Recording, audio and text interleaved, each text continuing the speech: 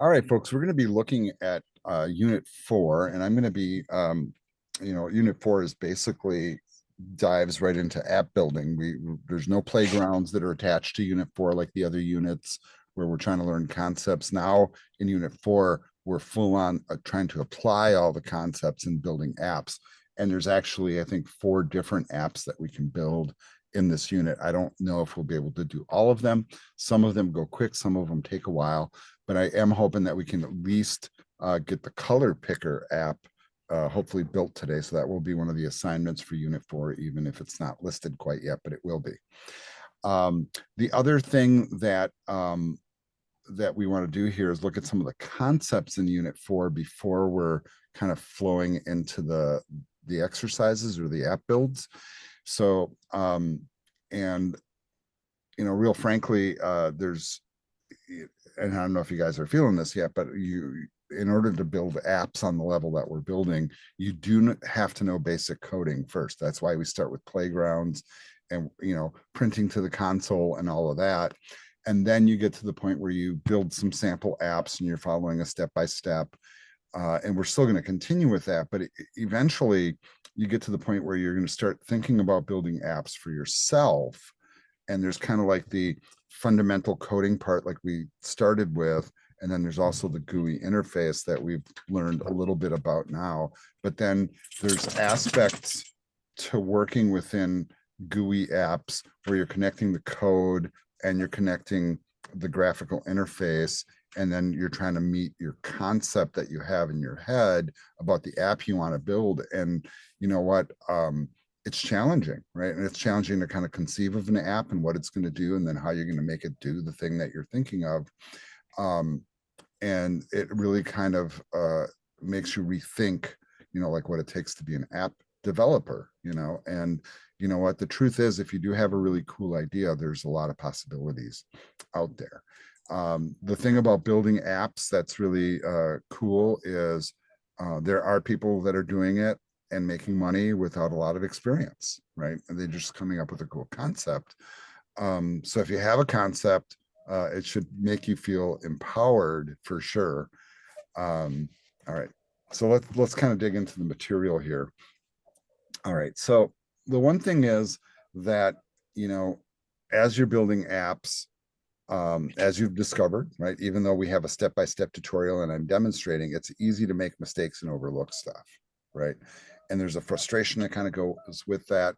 So don't let it inhibit you just because things don't initially work.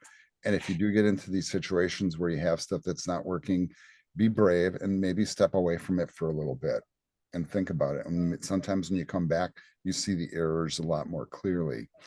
All right, so if you are running into problems, they do make the point here. If you have problems with your app, maybe this is something somebody else has done. So you can actually kind of Google it and sometimes find answers to why code doesn't work. The interesting thing is this whole process is a process of debugging.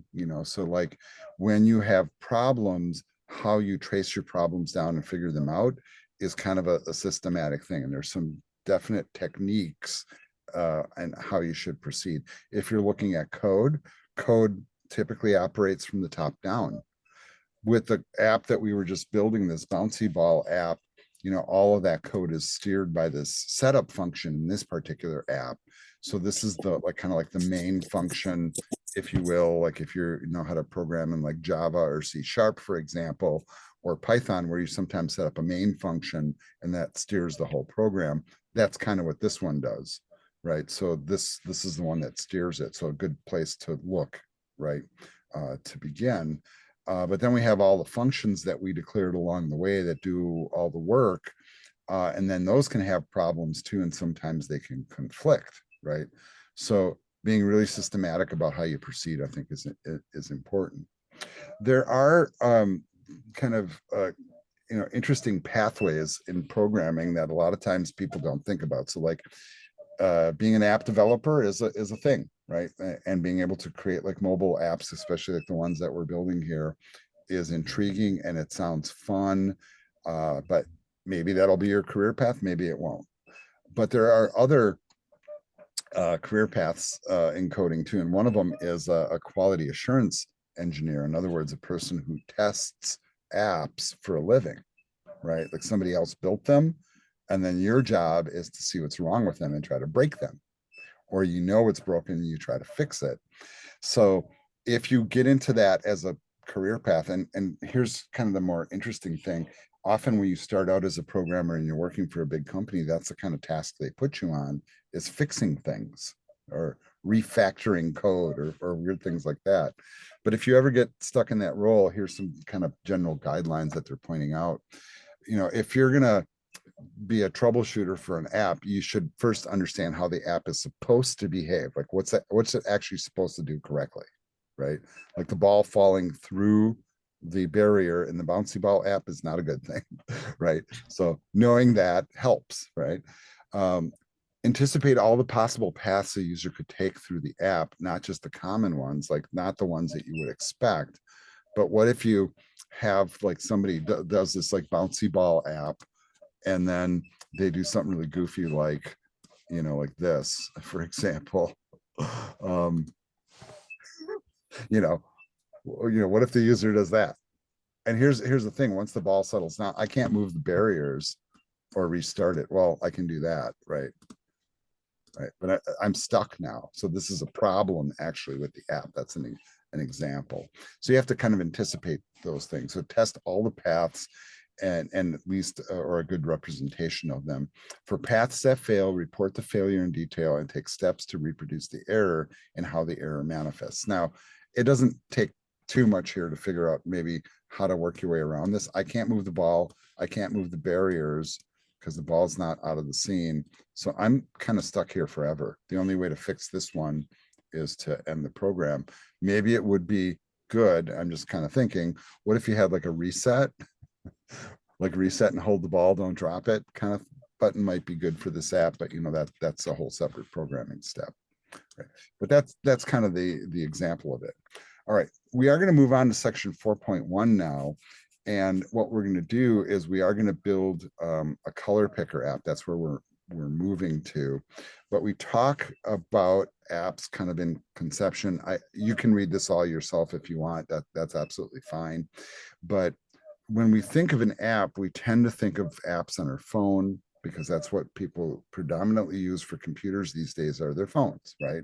Everybody carries one. We use them all the time to almost a ridiculous degree in some cases. And look at like the app section here and what it says. Apps can be described by their behavior, the inputs they accept, how they accept them, and the nature of the outputs they produce. But this whole concept of input, processing, and output still persists here, like it does in all forms of programming. Thing about working with apps on the screen rather than apps in a console or on a regular computer screen, is the kind of interactions you have on a phone. A phone you can hold vertically or horizontally. People touch it with their hands, they swipe, they pinch, they zoom, they do gestures that we often don't do on a computer when we're using a mouse, right? Different kind of mindset altogether. We have to think about where that target platform is. So if you're building a program that's going to run on a phone, chances are it might operate a little bit differently on a regular computer screen, or maybe you have a regular computer version of it and then you have a mobile version of it. That's entirely a possibility. It is, I think, not completely rare, but somewhat rare to have an app that's identical on a phone than it is on a computer, right? And if you think about that, that's pretty true. You've got to always think about what the app's ultimately going to do, as you're building it. What is unique about especially working in a graphical format like we're going to be working in this unit is we have to think about the fact that when a user interacts with an app, it is based on events that happen on the screen, right? So the first event is, like, for example, if I'm in the simulator here, I might no, I can't do this because this is not a touch screen, right? But I can double click that app and get it to run. And I don't know if this will operate from here or not, but it won't. But that's one interaction right there, is just launching it on the screen. Then we have other interactions with, whether you're either tapping, pressing, dragging, or whatever, but we call that event-based programming. And this is really common technique in all graphical programming. It doesn't matter what platform, type of screen you're using or whatever. Events happen on the screen, we respond to them, and we write code that interacts, right? So think about those things as you're building an app, and they challenge you, you know, to think about, for example, like how a restaurant runs, right? Like if you're building an app, and you kind of equate it to how like a restaurant operates, think about the user who sits at the table, right, as compared to the person who's looking at your app on the screen. And then when they touch something on the screen, they don't care what's going on in the background to make the magic happen, right? They just care that it's happening. And the same way, like you sit down in a restaurant and you order a meal, you don't care what the chef is going through in the kitchen to get that to happen. Like if you order like the chicken dinner, is he back there, you know, killing the chicken right now? Probably not. You know, he probably buys it like already pre-slaughtered and cut up into pieces, you know, most likely. But when you are doing something at the restaurant table and you're ordering a meal and you're asking for it a certain way, what happens on the back end to get it there is kind of a mystery to you. But you do care that it lands on your plate, that it's warm, it's delicious, and that you feel like you got your money's worth, right? You know, all of those little things. Now, some of the things that we are going to be kind of adding to our skills here, right? So we are adding new things to the mix in this unit, which is why we have another unit. We already learned about function callbacks, right? And so it says it's a general term for any code that executes in response to events, right? So like they tapped the ball drops, and then we click and drag something and move it, so the thing moves, right? And that's done through a callback. There's also these other two couple of concepts here that we're going to start throwing in. One is delegates, and it says delegation is a common pattern for division of labor within an app. And so what we call a controller delegate relationship. So in other words, we're delegating the responsibility for a set of tasks to a different object. A controller can ignore the details of how they're accomplished. It's the delegate, the faithful assistant, that just has to focus on the tasks and making sure that they work without worrying about the broader context. So in other words, when we sit at the table at the restaurant and put in our meal, the waitress writes it down, that's transmitted to the kitchen. And then it's like, okay, well, we need a chicken dinner with fries and a salad. Maybe the chef is making the chicken. Maybe there's a prep cook that is delegated to make the French fries, and a different prep cook which assembles the salad, right? But we're delegating that out. And maybe the chef doesn't even cook the kitchen. Maybe all the chef does is he looks at the order and says, all right, you make the chicken, you pull me up a salad, you drop some fries. It kind of orchestrates the whole thing. And that's kind of how a controller works in an app, is it does the overriding actions, and then we have a bunch of smaller pieces that actually handle the tasks, right? So that's the delegate controller kind of relationship, right? Right. There's another thing that happens too, because we also have to deal with data sometimes. So sometimes the data is provided, it's already there, and sometimes it has to be entered by the user. So for example, like in the color picker that we're about to build, you know, it's going to put an interface up on the screen, but it's up to the user to move the components around to generate the color that they want. Kind of interesting thought, right? So the data sometimes is generated by something we can't control, or sometimes the data is generated by the user, or a combination of those things. The other thing that we'll have to do in this next app build is we are going to look at these things called outlets and actions. And these are real common things. So in other words, when we are changing things in a user interface, we have to take the control or the thing that we're changing in the interface and allow it to talk back to the program so it knows what changed, how it changed, and how we're going to react to it. So we need a place to take an outlet. So in other words, the outlet for a control on the screen will have a spot in the code where they're connected. And then once that code operates, we may trigger an action in the code relative to the action on the screen. So the action on the screen is connected to an outlet in the code. The outlet in the code, depending on what you do, might trigger a function or something to happen. So these are just really key words here. Outlets, we'll see outlets and actions. We'll see a bit of those, and those are kind of a really important part of app building. We will probably run into a bunch of different errors as we do this, because as your code gets more complex, the possibility for errors becomes more likely. There's different types of errors, by the way. So one type is where you just mistype something. That would be a syntax error. You put it into the wrong format, or you forget a curly bracket or whatever, right? Those are syntax errors, and often those are easy to fix.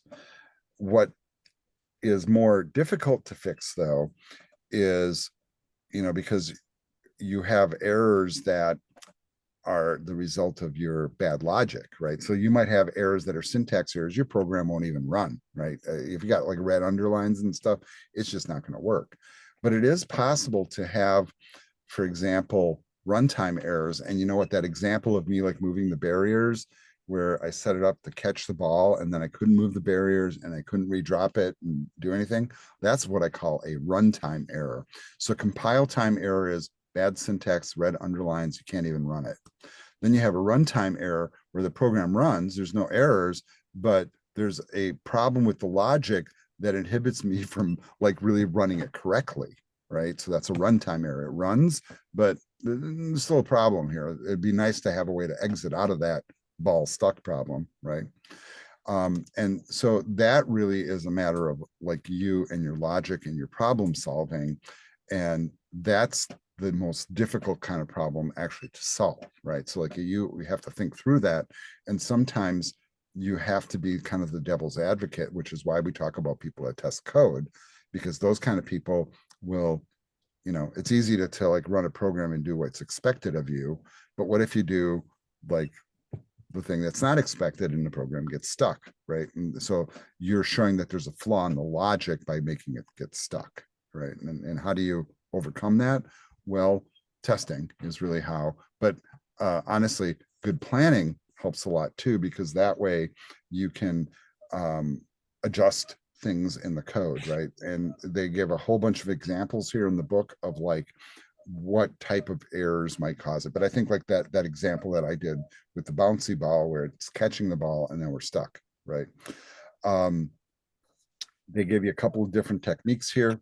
So if you've got syntax errors, you use the internal tools to figure it out. But if you have other logic errors, then you really don't have a tool built into Xcode to solve that problem. Your tool is your brain and your own internal problem solving to kind of figure that out. What does help a lot when building a GUI app, though, is to have a really strong idea of how it should look and behave under all the different types of scenarios that might happen, even the ones that you don't want to happen. Like, what if, like you create a first person shooter game and you allow the person holding the weapon, which is you, right, to shoot yourself. Oh, okay, well that some games allow that and some games don't, right? And if you play them, you know what I'm talking about. And that's just a logic decision, right? Do you allow, or like if you're playing a multiplayer game, do you allow the users to shoot their own teammates? In reality, that happens, right? It's not a pretty scenario, but often in video games, it's not allowed, right? So these are logic choices that you make, and how you solve those, that's on you. Ultimately, trying different things is really kind of the solution, like especially if you have logic problems, and testing significantly.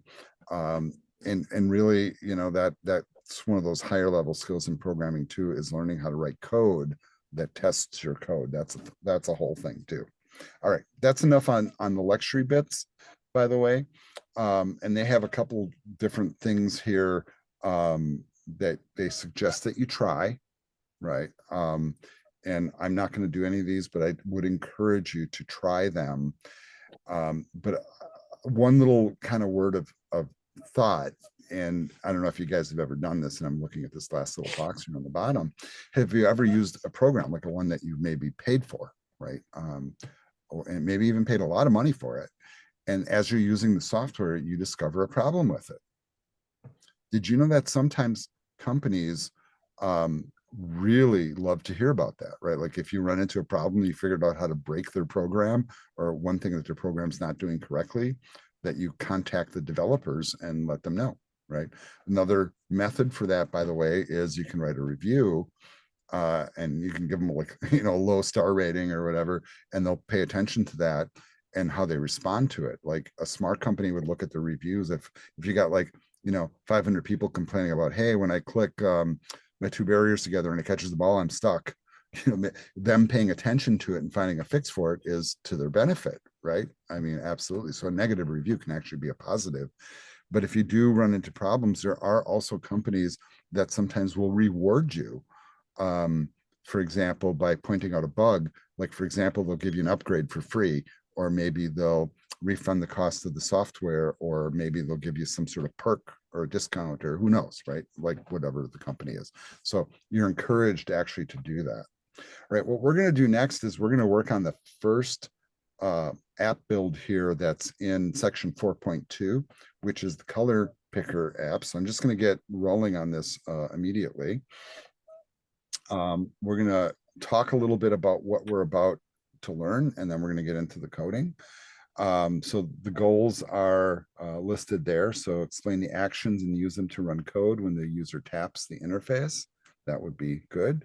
Explain outlets and use them to connect objects in the storyboard to the code. Very, very powerful, by the way. And then you will also understand and be able to explain the use of a bunch of different kinds of user interface controls. And so far, we really have just done like clicks, basically. We haven't really done much more than that. There's a bunch of different vocabulary here, obviously, but we are going to basically dive into this. And I am going to scroll forward just a little bit here and talk about this little apply and extend thing. It says, so we're gonna learn pretty much about actions and outlets as a way to connect the interface elements and how the code can respond to those things. By the way, phones have very complex interactions. When we work on a regular screen, we tend to only think, especially in the Mac world, about click, drag. But you know what? We have gestures on the touchpad too, and I'll have you think about those.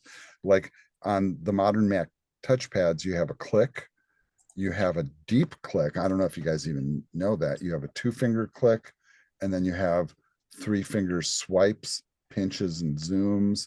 You have 4-finger, 5-finger, 2-finger, up, down, slide gesture. I mean, like, oh my God, it's kind of crazy how many gestures you have combined with just regular mouse clicks and drags also, right? Not to mention, we still have this thing called the keyboard. And then we have Siri in the mix, where you can ask Siri to make the maneuvers for you also. I mean, it's like crazy how much stuff you can actually do. Now, what's kind of interesting is when you start to do this stuff, the user interface controls that we will deal with have a very strong level of documentation attached to them. And what they're trying to tell you here is, as you're working inside of Xcode, you can look at the documentation viewer to look at all the code that, or all the explanation for what the code does for all those interactions. And, they're just going on here and saying, like, if you touch down or touch up inside or touch up outside, that's a different type of event. We can write code that reacts to all of it. That's kind of crazy, actually, when you start to think about it. All right. Now, what the challenge is here, and that you can do this on your own at any time, is to think about some of the apps that you use normally and how they work. I mean, or even the operating system on your phone for that matter. And I'm not sure if you guys are Android phone users or iOS phone users. It kind of really doesn't matter. It's applicable to both environments. But think about some of the apps you do like to use and how they work and what gestures and maneuvers work in that app and how you like it or dislike it and how you think it's maybe appropriate or not appropriate. That's all very, very subjective kind of stuff. All right, let's go into the app build now. We are going to build this color builder picker thing, and we're going to, work first on a interface, and then we're going to start to connect what we call outlets and actions to the controls and events that happen on the screen. And it says here that outlets connect variables in your code to objects in the storyboard so you can access those objects from your code and get information or make changes to them while the app is running. Very powerful. Actions connect the controls like switches and buttons to methods in your code. So tapping a button, for example, will run a particular method. Okay, that's kind of the grand overview on this. So we're going to use the project. Your project will be to use outlets and actions to create an app that generates colors by mixing red, green, and blue. So you're going to use incremental development to make your work manageable. So we're not going to like build it all at once and hope it works. We're going to go little by little, testing all along the way. First, we're going to learn how outlets connect to objects in the storyboard. Then we're going to connect actions from a switch to the storyboard in your code. Then we're going to create multiple switches and actions and outlets. And then we're going to add sliders for more precise control. And then we're going to put in a reset button, something that would have been nice on the bouncy ball app for sure. And then we're going to clean up the interface and try to make it look as good as we can. Now, what we're building here isn't very complicated, by the way, but I will say it's kind of interesting, right? So like a lot of the people that will take this course probably will be software developers and either will deal with web pages or graphical user interfaces where you often have to choose colors to put on the screen. Having a color picker app is kind of a neat thing. They're very readily accessible now. In the old days, you'd have to either rely on your operating system color picker or have like a high-end piece of software like Photoshop to get accurate colors. But real frankly, and I'm just going to pull a tab over here from my other screen, these days you can just go to Google and type color picker like this, and Google just puts one on the screen in the search window, right? So you don't even really need to code one. But kind of what we're going to build is something that allows us to sort of do this. This isn't what the interface is going to look like. Normally when we're working with colors on the screen, and if you're not aware of this without going into color theory and stuff, when we put colors on a screen, we do so by mixing the colors red, green, and blue. So when you see down here the RGB values, that the stronger any one color is, like if I go into like the red area and go up into the corner here, you can see red's really strong. So the first digit is red, the second one is green, and the third one is blue. And depending on the values of those, for example, if I come up into the corner here, right, where it's all white, everything's maxed out. When I go down into the bottom where it's all black, everything's almost like turned off.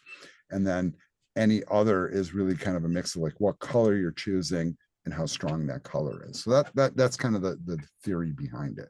So we're going to create an app that kind of allows us to control those things. That's the grand goal. So the first part is to create the outlets, and it says outlets are a way for your code to control your app's interface. And it says in this part, you'll add a view to the scene in your storyboard, define an outlet in your Swift code that connects to the view, and use the outlet to set the background color of the view in the code. And when you're done, your app will look like this. Not very exciting, but we are going to be building this up. And when I went through the training on this, by the way, our instructors were more than willing to allow us to take it way beyond, what it called for. So you could actually make it an app that would show you the RGB values, for example, which would be very useful in coding, by the way. All right. So we're going to start doing these steps here. And we are going to follow these steps. So I'm just going to move this over to the other screen. I'm going to get us started on the process of this. I'm going to pause the video for just a sec here. All right, so we are going to start building from scratch. So I am in Xcode. Xcode's already up and running. I do want to start a new project, so I'm actually going to come up here to the file menu, and I'm going to close the project, the entire project, not just the window or the editor, but the whole thing, right? Xcode is still running down here, so I'm going to pull it up, and it takes me back to its splash screen, and we are going to build a new Xcode project. So select the top option here. The other option, of course, is you can come up to the file menu and choose new project from there. Either one is fine. So I'm going to create a new project. We are going to build an app, and our target is for iOS at this point, right? You could really point it to any one of these platforms, but I'm choosing iOS and app, right? And then once you make those selections, go ahead and click next. They do want us to come up with a name on this, and what they want us to call it is color mix. So COL or mix, just like that. Now, if we had a team, you could add one here, but we don't. The com.example is fine for now. Normally, if you worked for a big organization, you would include your company name in this mix. Like, so for example, if it was like Joe Mars App Company, it would be com.example.Joe Mars App Company. Just, you know, and what that is you're just basically putting your branding in there. And it also creates what we call a bundle identifier, which is like this hierarchy, and you can see the app name is kind of in the mix here. If you worked for a big organization, they'd have very specific things they'd want you to add here, you know, and that's not the case for us right now. We are going to use the storyboard interface. We are coding in Swift. I'm leaving the other boxes unchecked. Tests would be if we wanted to write test code. We're not doing that, and we're not using any data from external sources right now. So go ahead and say next to that screen.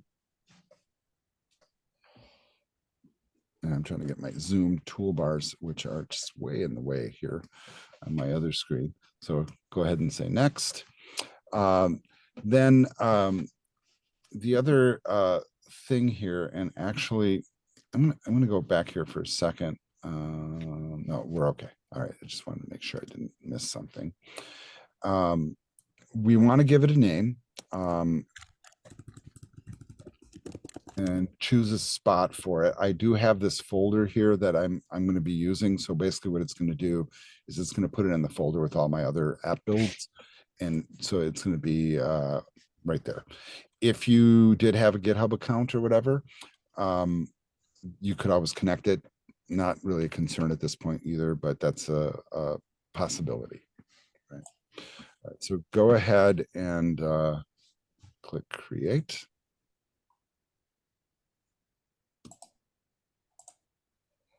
All right. Once you are opened up inside the environment, I think it's pretty important here to make sure that you're selecting your right targets, by the way.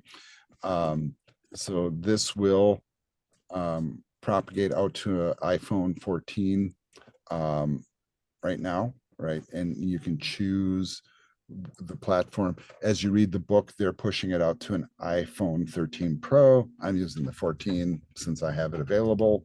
But it's good to choose kind of like a modern, you know, large format iPhone, generally speaking.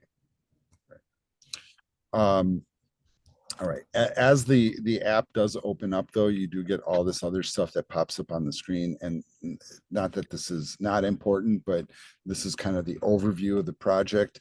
And you can control some of these features right now. We're not really too concerned about this overall. All right. Now we're going to start working now, you know, in the storyboard view. And I just want to kind of like refresh your memories here on like these little panels that we have on the side, and you have this little tool up in the corner where you can make, you know, both the inspectors on one side or the other appear. Um, you see a hierarchy of your whole project structure over here. Remember, this is not a file and folder thing. This is kind of like the resources that you have about available. Feel free to like click through. So I'm going to click on the app delegate. This has code in it that normally we don't touch. Same with the scene delegate. These are just automatically imported, by the way. We also have the view controller. This is actually where we're going to do most of our coding, by the way, is inside the view controller. And this goes back to the controller and the delegate thing. And think of the controller as like the master chef telling all the other chefs what to do, right? This is the spot. We do have the main storyboard where we'll see like the visual aspects of our program running. The assets where like if we have images or stuff like that, that stuff would go here.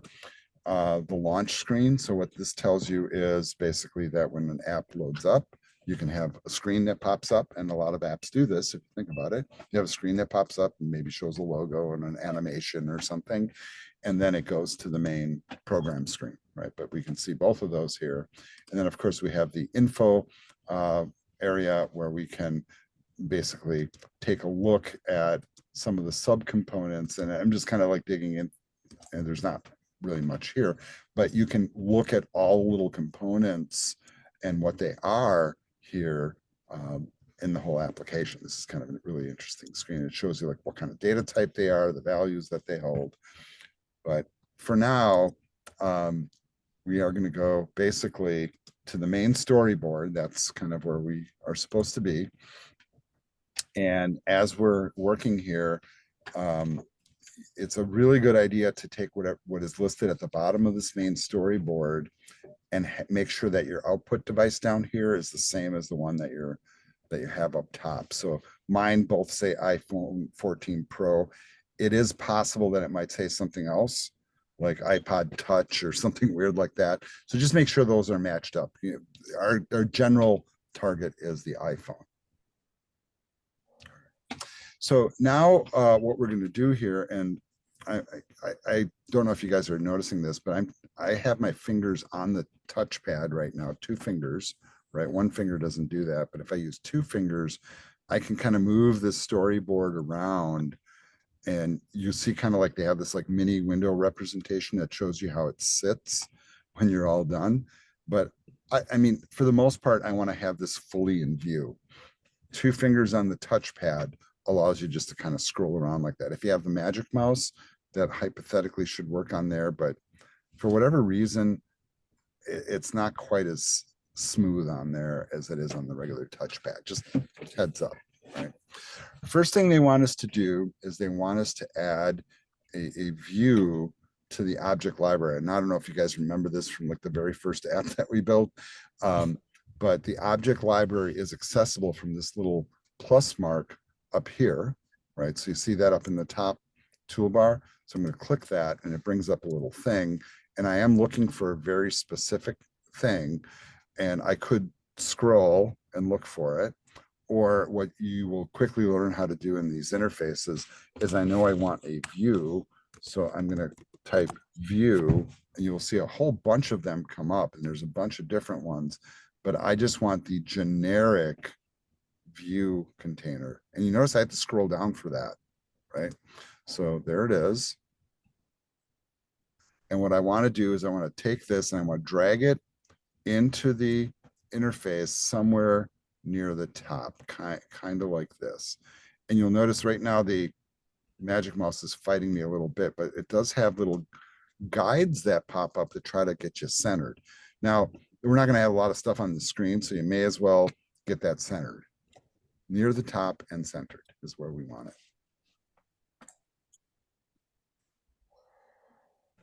Right. Can you center it after the fact? Yeah. All you have to do, by the way, is you just click on it. And once you have that object selected and movable with the little drag marks on it, you can always move it and then it very quickly snap into place like that. All right. All right. Now they're making a point here that a white view on a background like this is really kind of hard to see. Now it's not really coming in that way, by the way. Um, Mine's coming in with a background color, so maybe this is a change from Xcode 13 to 14. I'm not really sure, but it says, let's make this so it's really viewable on the screen. Let's make sure that this, you can go to the editor and go to canvas, and then notice that they have this little option here. So the author is basically saying, you can turn this switch on, and when you turn it on, you will see the little markers for the rectangle as you're working and moving it around. That's just a little helpful tool, basically. And why this is useful is because you can grab those handles and move them. And if you get rid of that, I don't know what the scenario is. I guess you have to click on it to enable them. I'm not really seeing, I guess, the functional difference between this. But just know that it's there. All right, so I see what it does. It kind of like shows the border of the thing. All right, so I think that can be kind of helpful. All right, so in step number 8, it says open the assistant editor and make sure you can see the view controller in the assistant editor. If not, check that the jump bar at the top of the assistant editor is set to automatic. So in other words, what we're going to try to do here is we're going to try to split screen ourselves so we can look at the storyboard and we can see the editor at the same time. And and I'm looking here in my book and I'm trying to like zoom in on this picture here. And what they're doing is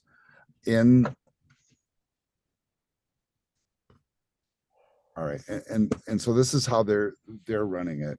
They're actually have this panel obscured, right? So we're in the view controller scene right now, and we're in the view, right? And what they want us to do is trigger the view controller at the same time. And there's a little trick to this, and this is what I'm trying to extract here from the book. Let's see if I can, there we go. Yeah, and I'm trying to figure out what do they mean by open the assistant editor? Okay, right here. So this little button up here, it says add editor on the right.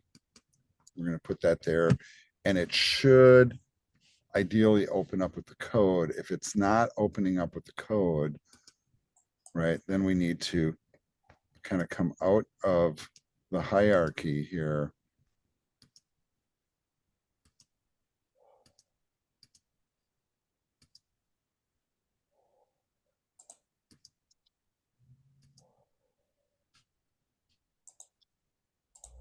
Find it. And I, you know what, I feel like I'm kind of struggling horribly with this, and that's okay.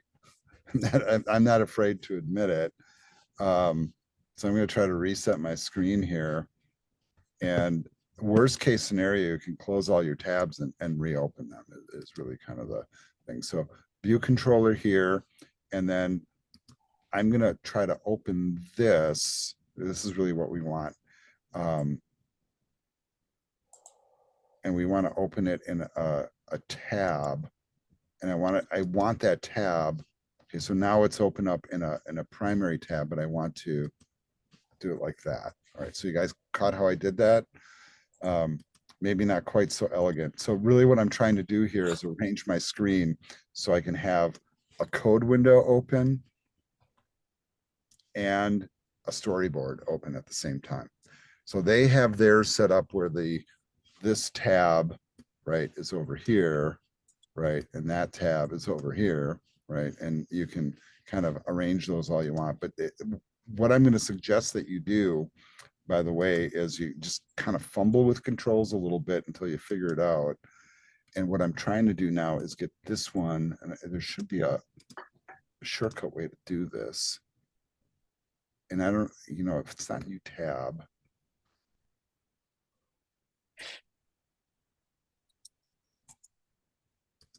Well, I'm just going to go with new tab.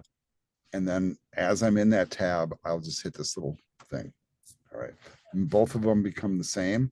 But here now, I do have the device on the screen and my code on the screen at the same time. So hopefully you guys are there, right? You might fumble with this a little bit. I'll tell you what, every time I come back to Xcode, and I haven't done this for a while, I feel like I'm fumbling because I'm always using different IDEs from different manufacturers and they all work differently. But I think this is a really helpful view. And you know what, it doesn't matter which one's on the left or the right. And you can always resize these things too. So like if you don't need, like these panels to be as big as they are, see what I would always do is kind of like, I would try to make these as narrow as possible, right? And then make the code window as big as possible so I can see it, because I figure that that's more useful for me. Some of these sidebars too are also adjustable. You don't have to take them at the size that they're presented. So that's on you to kind of do all that arranging. All right, so I'm moving on now.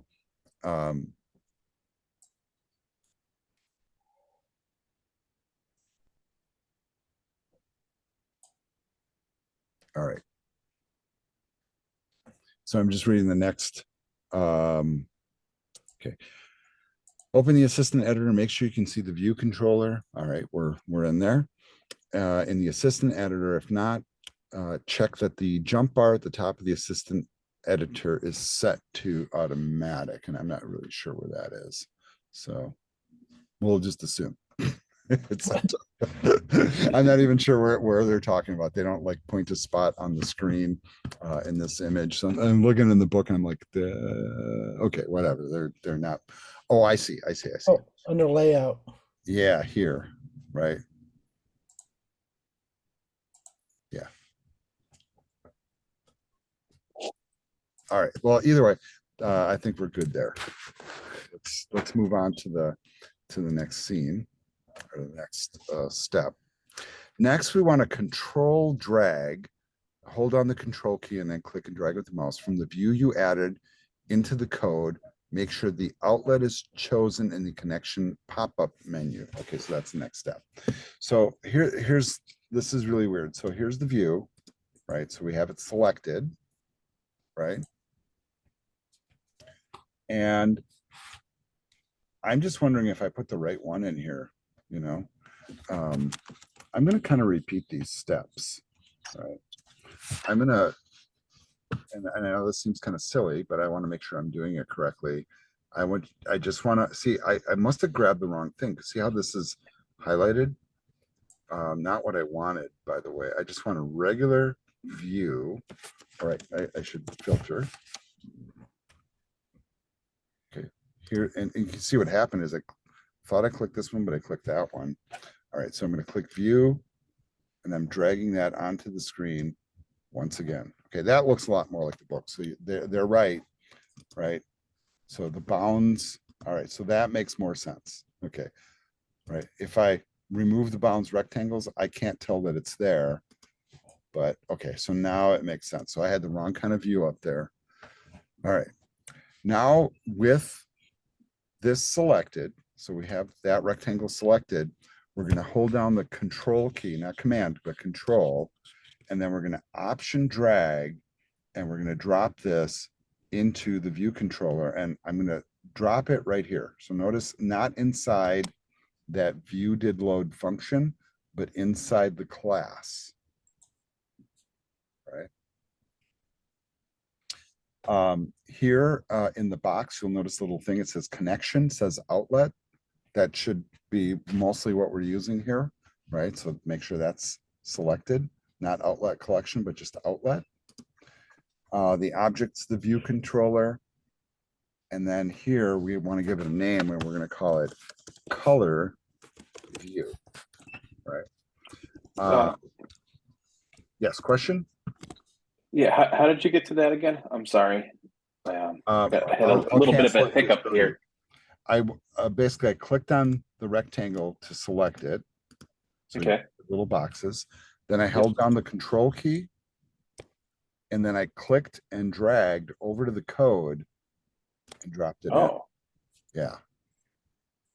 oh, that's really cool. Yeah, it is really cool.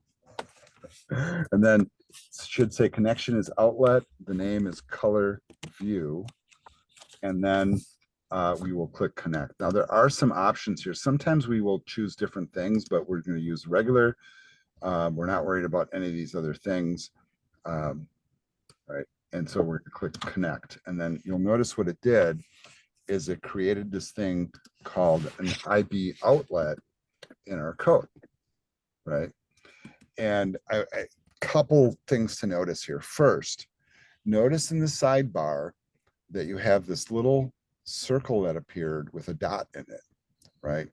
And when I hover over that, notice how it shows which object we're connected to. So basically what we did is we took this little piece of code here and it's connected to an object on the screen.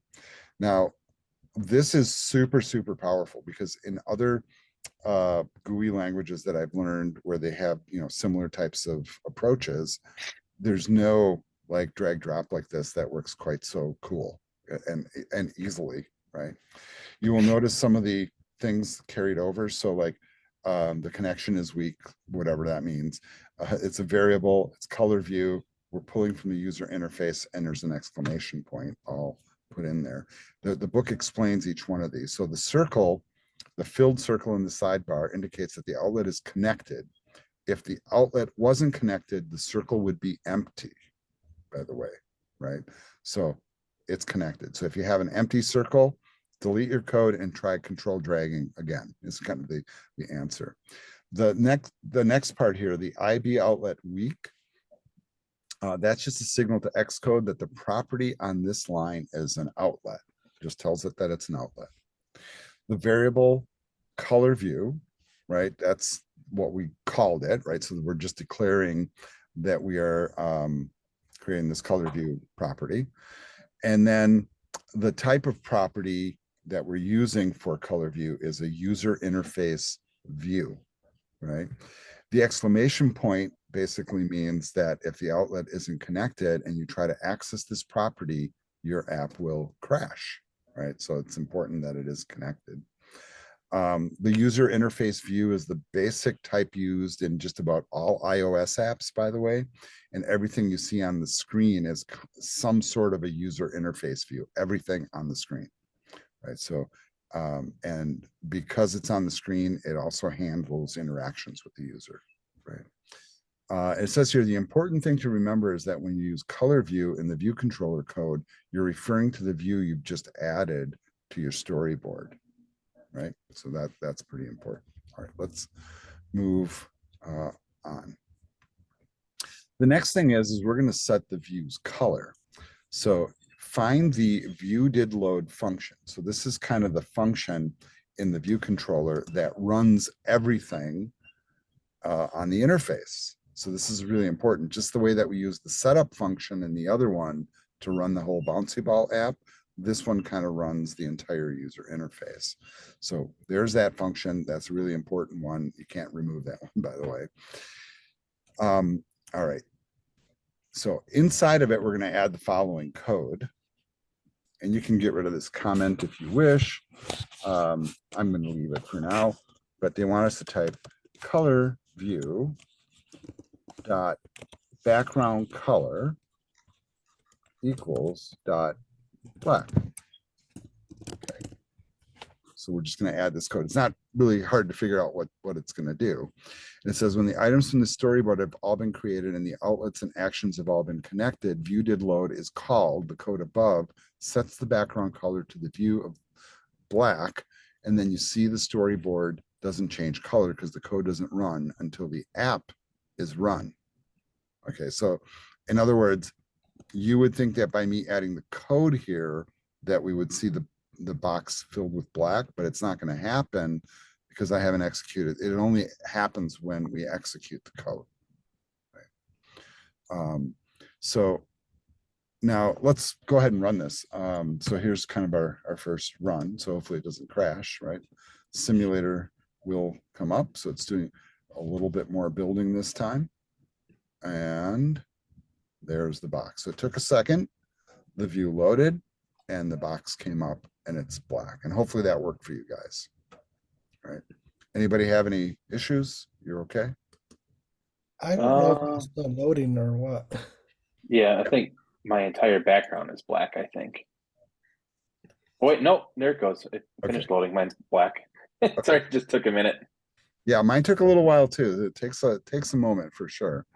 Now you may run into a couple of different possible problems, by the way, and I'm just going to pull the book over here for a second and just put this on the screen. So sometimes you build and run, you don't have any problems, but the app crashes on launch, right? And then if you look in your console and you see something like this, right? And it says this is common error when you're working with actions and outlets.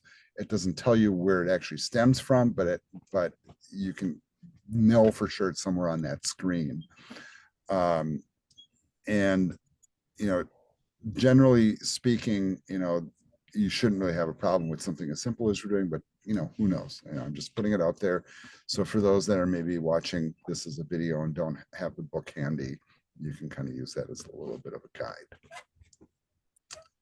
All right. So now when we try to run the app, and it says it should crash as follows. It did crash on mine. Yeah, it did crash on you. You know what? Let's take a really quick pause here and Oh, let's take sorry. a I quick. don't mean like a crash. All right. And so going back to that whole troubleshooting thing, and I guess I didn't read this really carefully as I was looking at it, but what they're suggesting here is what you could try. You could try breaking this on purpose. So for example, like you could change this name, for example, to color swatch, right? Which notice how it's not, okay.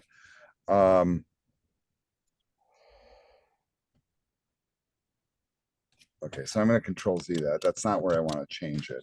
Maybe we hit black here, but change it to color swatch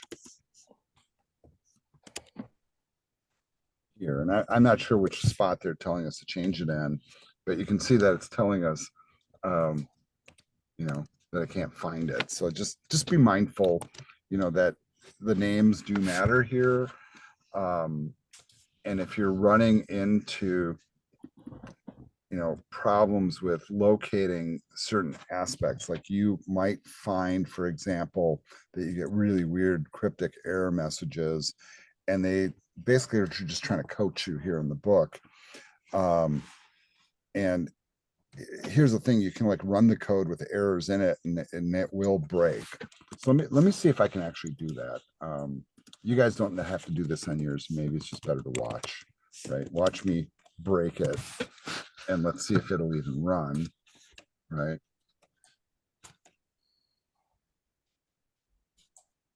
Yeah, and it's just not even letting it run.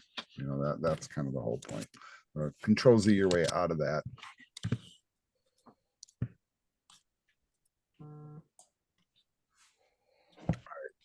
So the other thing that they're really trying to point out here too is if you have the situation where this is not connected, you will also get error messages. And in the book, what they try to do is get you to disconnect the stuff and then see what kind of error message it throws. And I'm not really necessarily a fan of doing that at this point. And I think I'm clicking on one screen, but I'm clicking on the other. And it's just really kind of a matter of knowing how to basically connect and disconnect this stuff. Now, I do want you to notice as we kind of look here, right, and it shows you what it's connected to, that we have these little boxes here as well that we can kind of trigger and in some cases cause problems with. So just be mindful of that fact. We have this little thing here that points to the view controller, right? So we can kind of pull that up on a higher level. But as we click on the objects here, I want you to notice this little checkbox right up here, that this object is user interaction enabled, right? And that's one of the things they're trying to point out here as well. The other interesting aspect of this is with this object selected, notice on the far right in the inspector panel up here, there's this like weird icon, and that's the connections inspector. And notice that it will demonstrate that the color view and the view controller have these little outlets here that you can kind of throw into the mix. And this is labeled color view, and it is a view controller, and it shows that it is connected. But you can here add other outlets, you know, and you can break things horribly. But this is one spot you look to see, like, is my thing connected? Is spot where you can look, basically. We'll try to get out of all the various screens I have here. All right, so let's make sure, you know, that you are your circle is filled. Make sure that when you select the rectangle and you click on the outlets thing here, that color view is connected to the view controller with the code. Right, so that's our first part. What I'd like to do right now, if you guys don't mind, is let's take a really quick break, because I could use one. And I'll pause the recording. We'll come back in 5 minutes. Okay. All right, we're back from our break, and we're going to move on to part 2 now of building the color picker app. And I'm just going to pull the book over just for a moment so you guys can see where I'm at. So I am using the teacher version. I'm on page 520, and these are the next steps that we'll be working on. So I'm just basically reading off of that for the most part. And it says, to make buttons, switches, and other controls useful in an app, something has to happen when the user interacts with them. This is done by creating actions, right? So we've done a connection now, and now we have to make it do something. An action runs your code when the user does something. For example, when the value of a switch is changed from off to on or from on to off, that calls this thing that says switch changed on this view controller. So in this part, we're going to add a user interface switch control. We're going to define an action method and connect it to the switch. When the switch is tapped, your code will change the color of the color view. When you're done, your app's going to kind of look like that screen that we just saw. All right, so we're going to be now in the main storyboard here, right? If you want to be in that mode. And if you want to see all that stuff, you can turn that back on. It's up to you how you want your screens to be arranged. And then what we're going to do here is we are going to go to the object library. So we're going to hit the plus up here, right? And we're going to find inside here, what object do they want us to find? Oh, I think we just need to find a switch.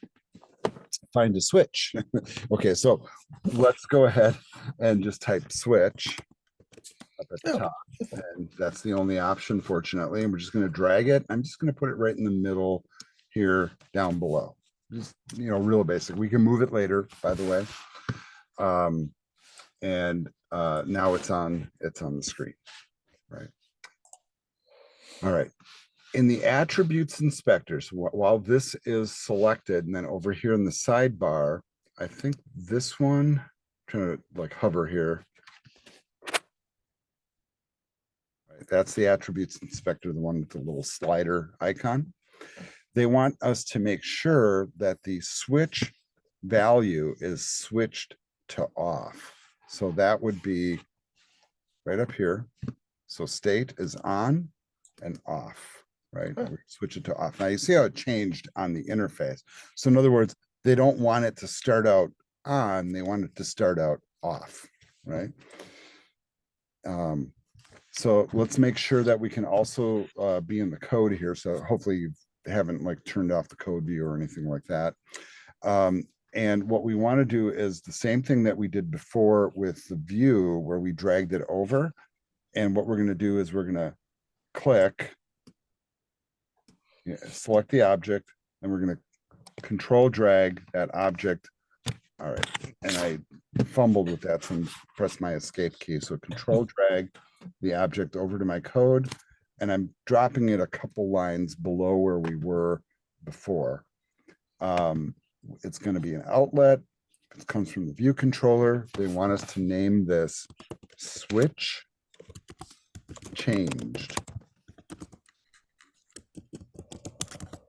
Right, and then when you have that all typed in, just type or hit the connect button. And then that should connect everything up. All right. Now, all right. So you also, and I, of course, I didn't do this. So you know what? I'm going to control Z that really quick. And you notice what happened when I control Z that it disconnected it, but it didn't remove the code. I'm going to run this action one more time because I want to demonstrate something. So as I move it over, right, switch, oops, changed, spelled correctly, right? And once again, the only type available here is UI switch, right? Sometimes when you're working in these interfaces, you might have additional things that pop up here. Do you guys have other things under your type box? Let me see.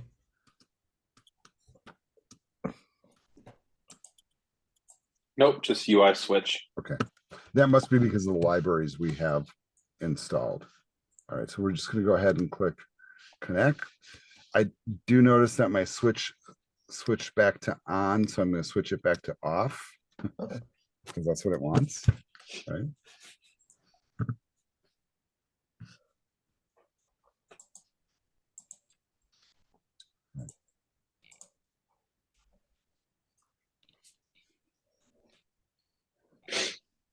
Yeah, and I'm looking at the books example here.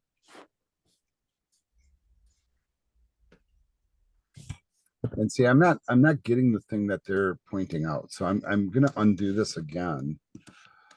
Do you think it might be an old version kind of thing?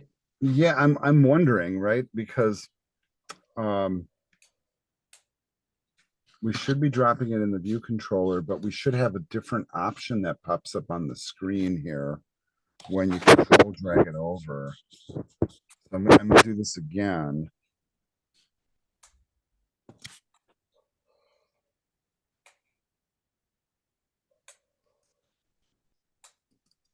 And of course, what I'm doing now is I'm looking at, oh, I see. All right. So this time, so this is just on me and I apologize, but we need to change here at the top. So this isn't an outlet. So in other words, it's not going to receive an action. This is causing the action. So we have to switch this top one to action. Oh, okay. Yeah. Yeah. And you know what? They did kind of make the point of that over here, but I just in step number 6 it said make sure action is selected. Look, okay, yeah, I guess I didn't do that. And then let's type in the same name again, switch changed. Then they have this other thing here where it says type any. You really want to switch that to UI switch. And the event that we're going to trigger off of is the value change, but you can hit that little menu. You can see all the other stuff that's available. So we're just, once they change it. The arguments is from the sender that we're not going to change. Once you have that in place, go ahead and click connect. And now what's going to be interesting here is I want you to notice there's a difference in what we just created. We're making a connection again, so the circle is filled. But this time, instead of an outlet on the user interface, we have an action and it's got curly brackets, right? So it created a function. Yeah, it did. It created a function that we can drop code into. That's exactly what it is. Right. All right, moving on to the next instruction. All right, so they talk about all the different little features of this. But what we're going to do here is we're going to add some code inside here. And basically what we're going to say is once you hit that switch, the color view background color is now going to become red.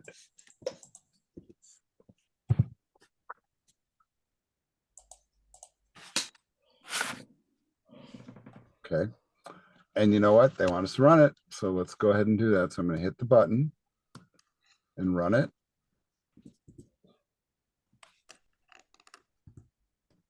At least I thought I hit the run button, right? There's the build succeeded. All right. And of course I have a crash. And I guess I should probably read it. Like,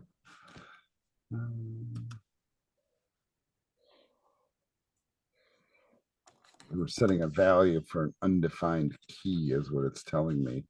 All right, so I'm going to go back to the view controller here and try to figure out what I have here that is breaking the code.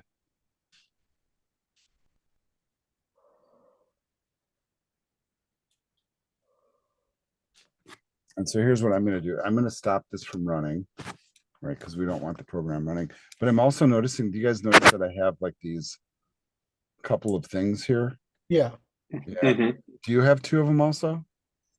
I did, but I turned mine off. I deleted them, should say. Yeah. I think the second one here.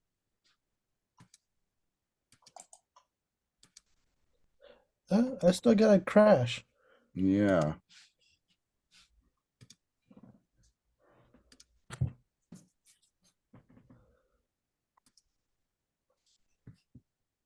Is there two for the switch for maybe in an on and off state? You know, that's a good question, and I'm not really sure if that's the case. I'm just wondering if I missed a little step here. Right. Hmm.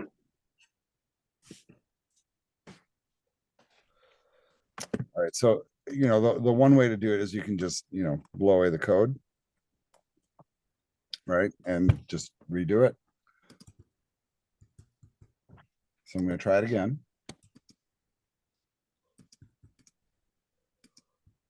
And I'm going to be looking at this in the inspector here. And I have a suspicion as to what's going on. But let's see if my suspicion is correct. So I'm going to try that again. Control, drag. Oh, isn't that now it's not even giving me the option. There it is. I make sure that object is selected. We switch to action.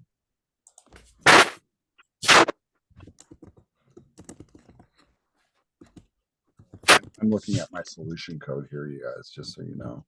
Okay. All right, so I'm trying this again. Like when I exit out of the one,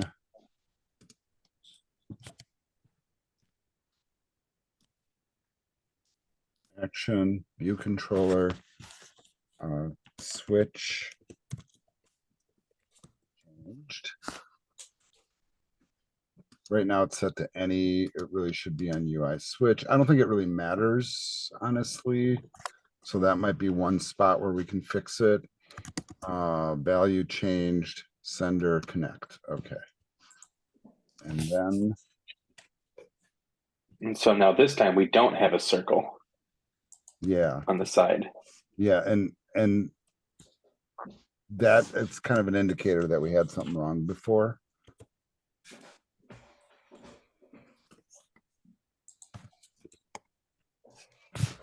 Some lingering unseen code. Yeah, basically. Right, because this is an action relative to that switch, right?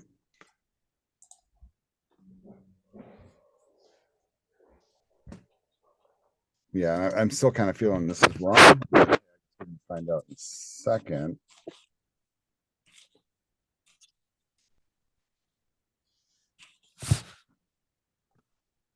I do feel like it needs to be connected. I think I got a crash again. Yeah, Oh, so did I. I'm gonna run it. Yeah. Okay. Yeah, it's certainly not correct.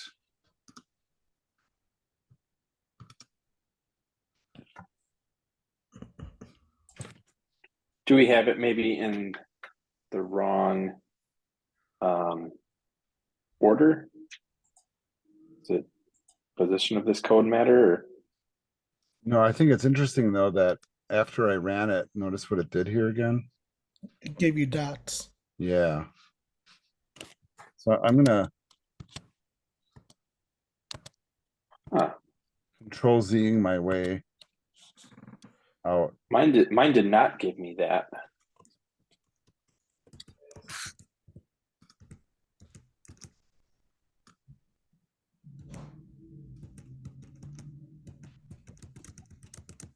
All right, so here's what I'm gonna do with it, which is really lame, is I'm gonna redo it, right? So I'm just gonna I am recording still. This is wonderful. All right. So we're gonna go back to this first thing, and the first thing was called what? Color view. Color view.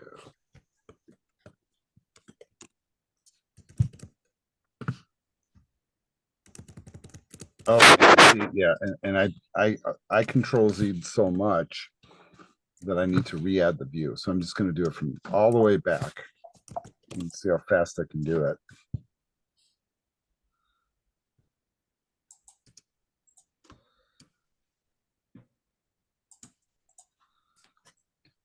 And then we control drag.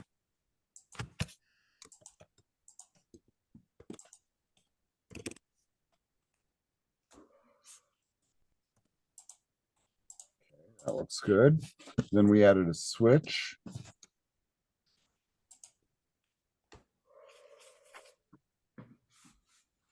We switched it to off, right? Then we control drag that. Make an action, call it switch changed. Switch it to UI switch and connect. Okay, now it's okay. You guys catching it? Both circles are filled. So I had to back all the way out and just redo everything. But it didn't really take too long. So now I'm going to try to do the color view dot background color equals red. All right, so there's mine. And I'm going to try running it and hopefully it doesn't crash this time. It shouldn't. That's good. All right, so now it's up on the screen at least. And I'm hitting the button and it goes red. Now, if you hit the button again, here's the problem. It doesn't switch back. Right. But we did get it to successfully change the view to red. Right. Did you guys get that to work? You went way too fast. I went way too fast. All right. Here, let me just pause. All right. So we got everybody's to work now. And now that we kind of start thinking about this, we were able to successfully change the color, but that's because the switch started in an off state. We changed it to an on state and it responded once, but it didn't respond subsequently. What we really want to happen is we want the switch to change it back. But think about this really carefully. This code that we just added, the IB action function, it did change it to red. So if I flip the switch again, what color is it changing to? Staying red. Yeah, it's staying red. Pretty useless. So we Yeah. really need to have like an if statement in here to change the color based upon what the current state of the switch is. So here comes the if statement. We're going to say if the sender, which is what sends the connection code, by the way, is on, then we can switch it to red. I can go here. Otherwise, so we'll do an else. We'll set it back to black.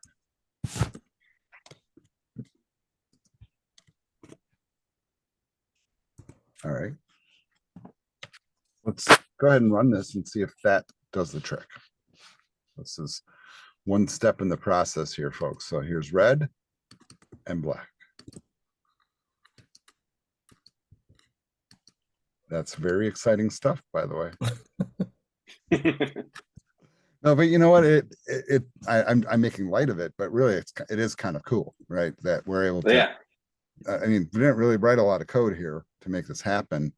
The tricky part was getting the connections in correctly, putting in the switch, and then just writing the code to react to which state it's in. So now it's working correctly and it's checking. Oh, if the switch is already on, switch it to black. If the switch is already off, switch it to red, right? So that's what it's doing. And I think that's pretty neat. All right, so that's success right there for sure. I am looking here that we're now at reaching part 3. And I think this is a really good place to stop because I'm looking at how much time we have left. And so rather than try to plow ahead, not finish and be left somewhere in the middle, we've completed parts 1 and 2. Now we're ready for part 3 for next week. So next week we'll finish the color picker app and then we'll start on the next one. Okay. With any luck, we can get at least this color picker and one more coded. And, you know, if we're ambitious, we might be able to do 3, you know, but you're always welcome to do the rest on your own, by the way. All right. So that will end this video here. I will see you guys next week. Okay. See you next week. And if, you know, if you finish up that bouncy ball app and get a win, remember to turn that in. All right. And if you have any other outstanding assignments, make sure you turn those in as well. Okay. All right, so I'm going to stop the recording here.